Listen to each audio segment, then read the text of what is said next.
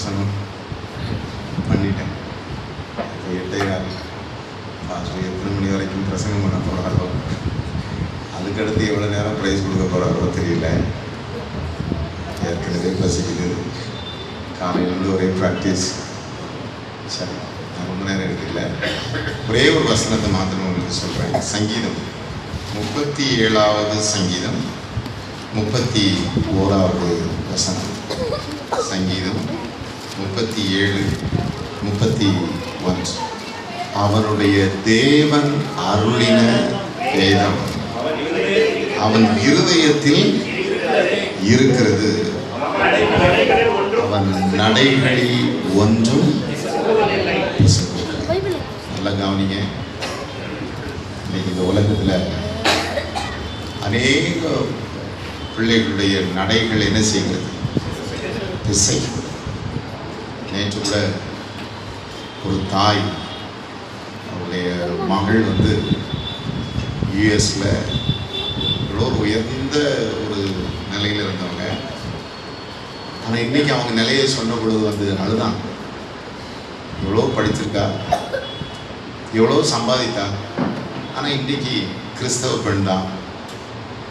ஆனால் இன்னைக்கு அவளுடைய நிலை மகா மோசமாகி விட்டது அப்படின்னு சொன்னாங்க. காரணம் என்ன அப்படின்னு சொன்னால், எல்லாம் இருக்கு, ஆனால் ஒன்னே ஒன்று மாற்ற அவங்க வாழ்க்கையில் இருக்குல்ல, தேவன் அருளின இந்த வேதம் அருமையான தேவனுடைய பிள்ளைகளே, it is a heavenly letter ன்னு சொல்லுவாங்க.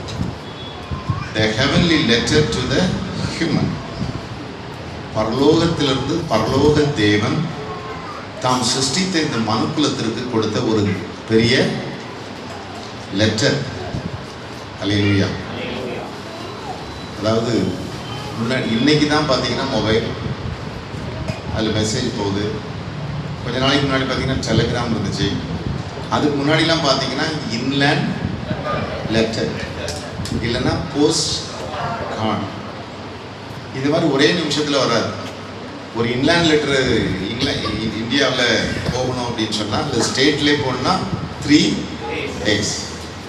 அந்த இன்லேண்ட் லெட்டர் பார்த்த உடனே அவ்வளோ வாஞ்சையாக எடுத்து என்ன செய்வாங்க?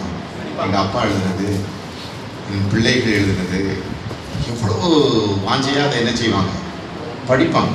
It's letter. அருமையான தேவனுடைய பிள்ளைகளே, அதே போல தேவாதி தேவன் இந்த மனுக்குலத்திற்கு வாழும்படி கொடுத்தது தான் இந்த ஹெவன்லி லெட்டர்.